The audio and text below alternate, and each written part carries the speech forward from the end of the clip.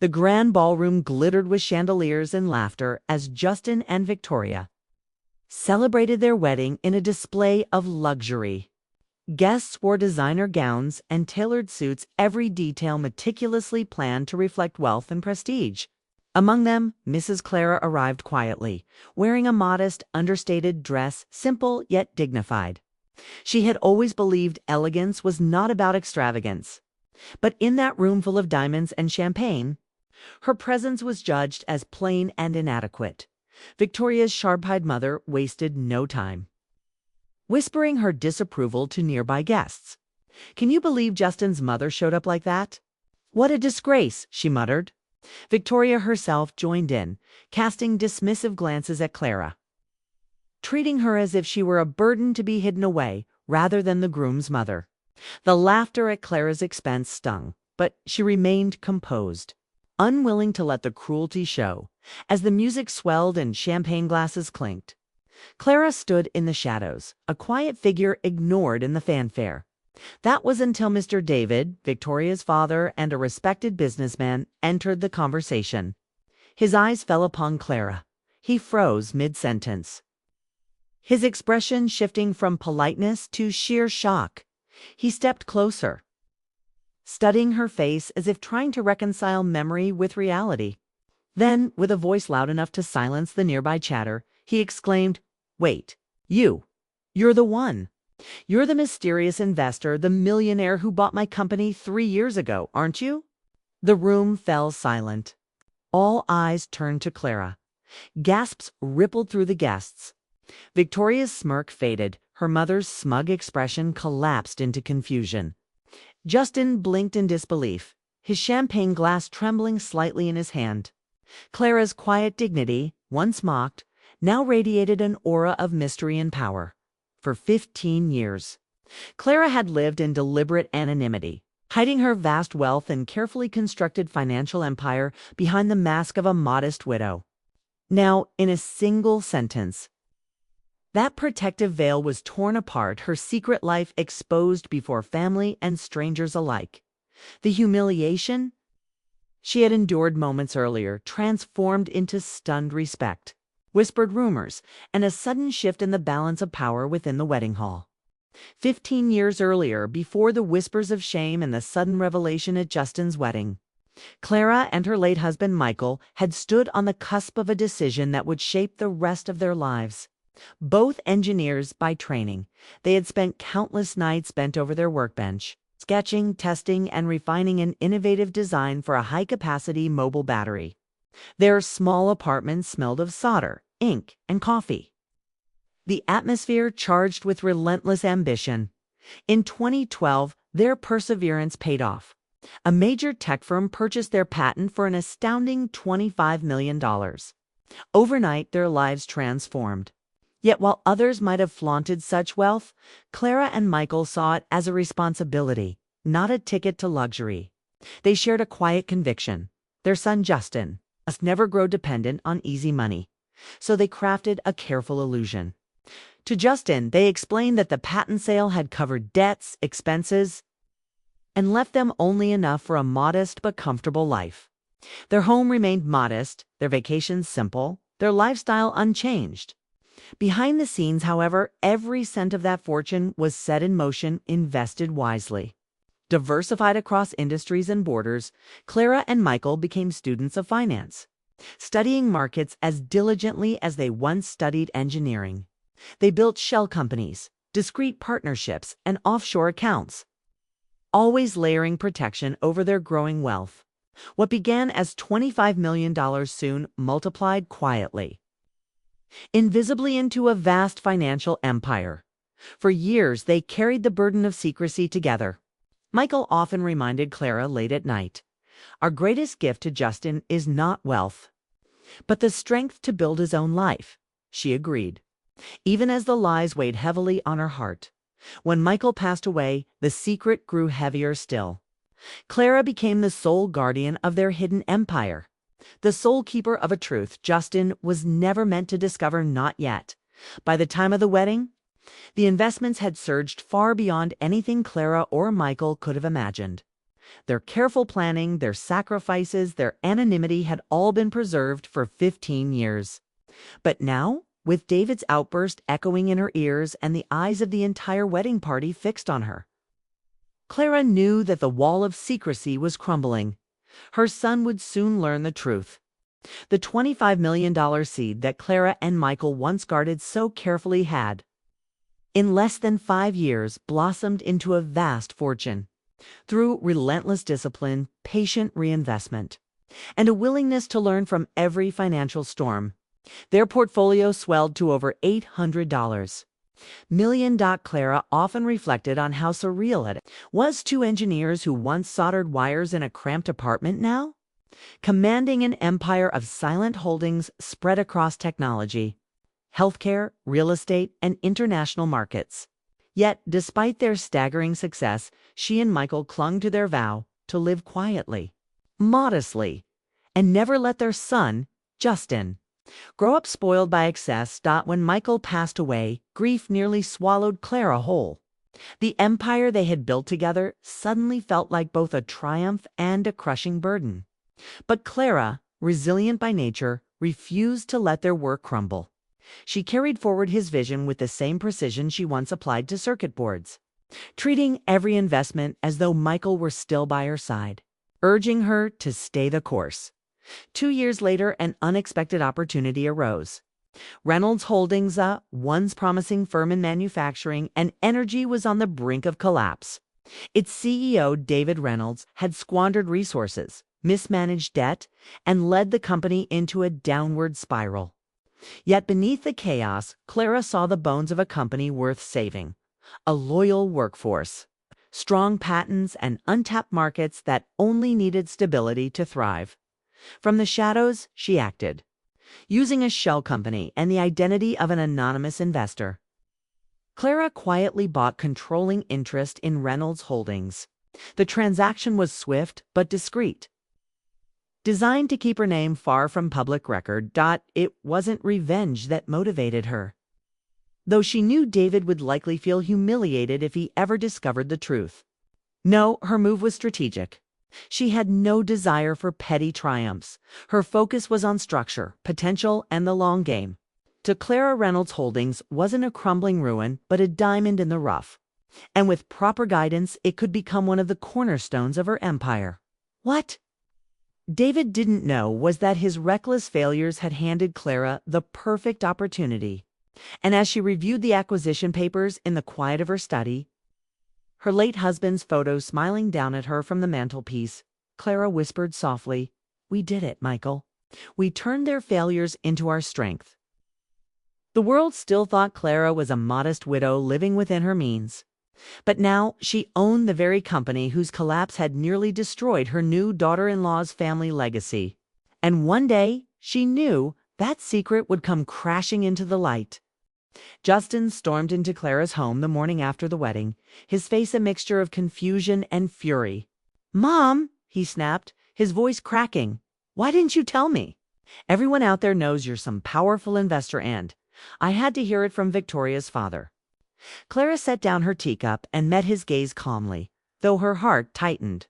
She had known this day would come, but she had prayed it would be under gentler circumstances. The 15-year shield of secrecy she and Michael had built had shattered in one careless outburst from David. "Reynolds, Justin," she said softly, "your father and I wanted you to grow into your own man, not one who lived under the shadow of inherited wealth." Her words, though steady, carried the weight of years of silence and sacrifice. But Justin, red-faced and wounded, slammed his palm against the table. "So you lied? You let me struggle while you sat on millions. Do you know how humiliating this is for me?" Clara felt a pang. The protective lie, once an act of love, now looked to him like a betrayal. She knew that unless she told him everything, their bond would fracture beyond repair. Before she could continue, her phone buzzed. A text from Victoria appeared on the screen, honeyed with false sweetness. "Dear Clara, I think we should have lunch soon. Just us. I worry about you and want to understand how to support you better as family." Clara's lips curved into a faint, bitter smile. She could read between every line. Victoria's sudden concern was not love, it was hunger. A hunger for numbers, assets, and leverage. Clara had been in boardrooms long enough to recognize the language of manipulation when she saw it. That night, alone in her study, Clara gazed at the old framed photograph of herself and Michael, arms around each other, beaming with the pride of their early patents. "We did this for Justin," she whispered. "But he deserves the truth now, even if it breaks him." The next morning, she called Justin back. "Come tonight," she told him firmly. "You'll hear everything, the patents, the investments, the empire your father and I built. No more secrets." Clara knew that revealing the empire would open doors to both protection and danger. But as she looked at Victoria's text again, she resolved one thing. If Victoria thought she could outmaneuver her, she was about to learn that Clara's 15 years in the shadows had made her sharper, stronger, and far less forgiving than anyone realized.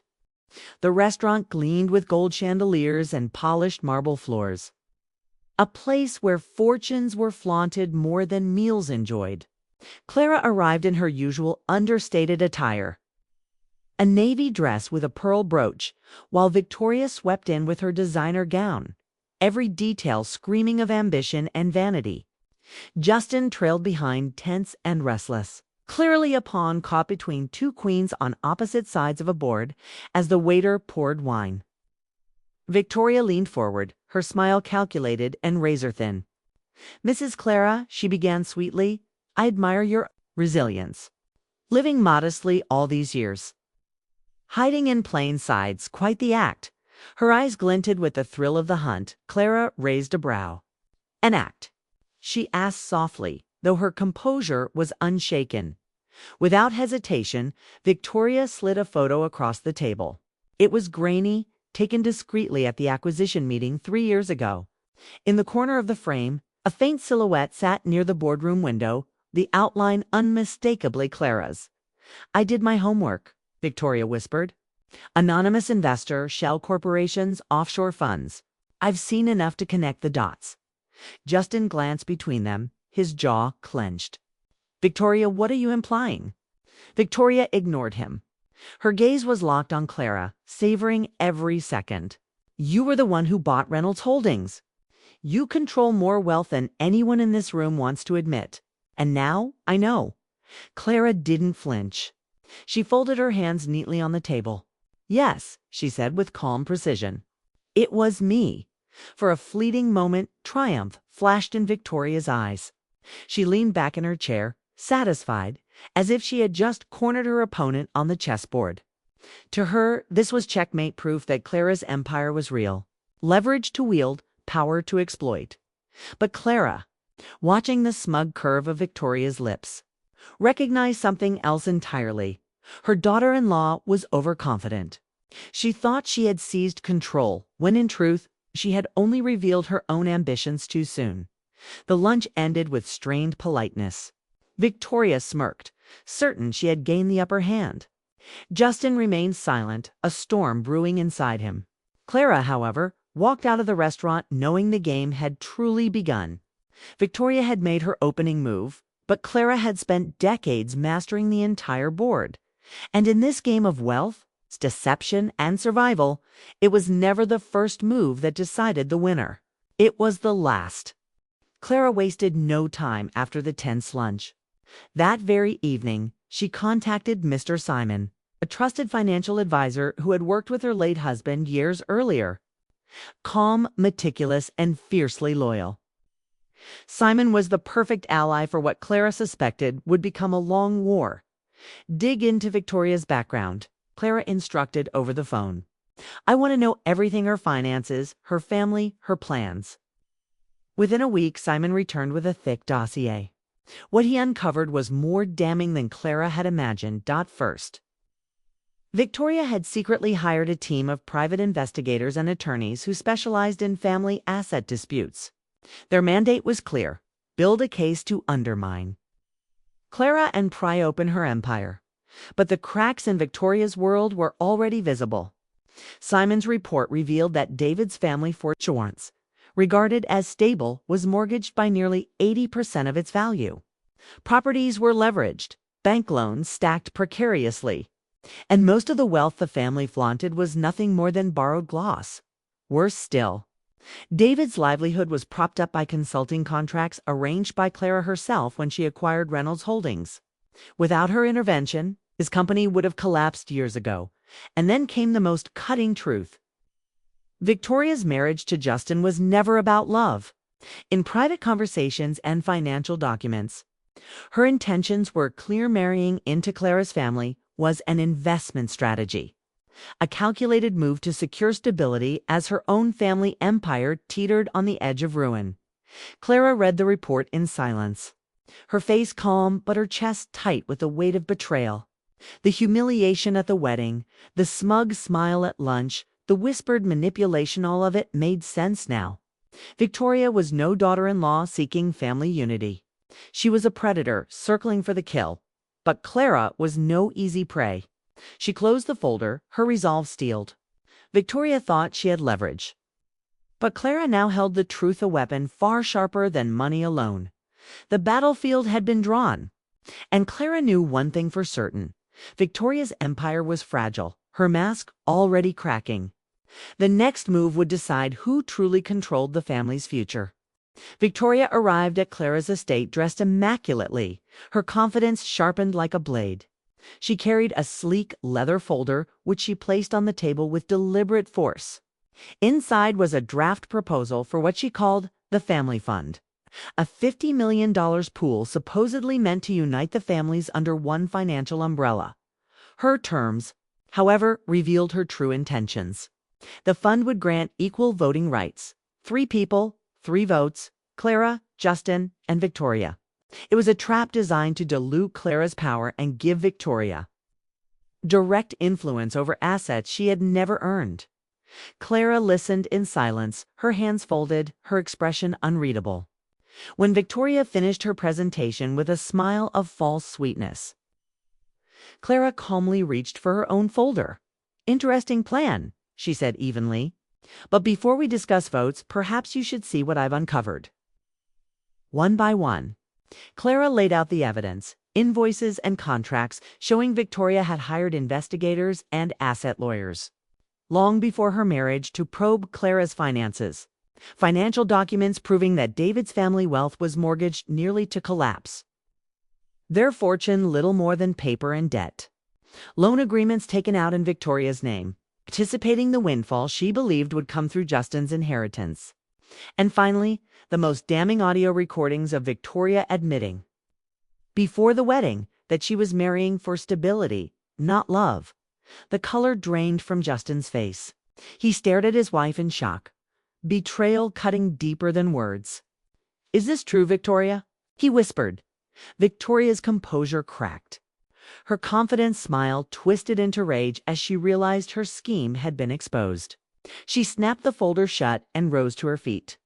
"You think you've won, Clara? This isn't over. If you want war, you'll get it." She stormed out of the room, heels striking the floor like war drums. The very next week, Victoria struck back.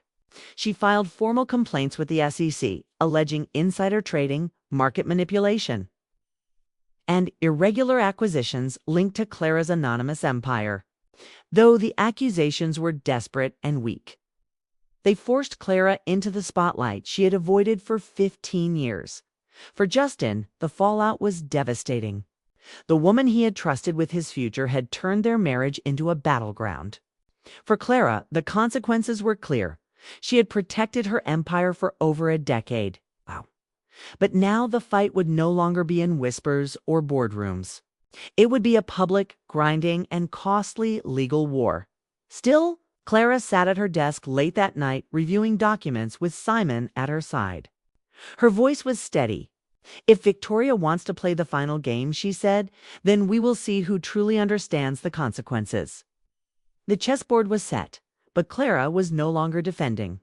She was preparing her final strike.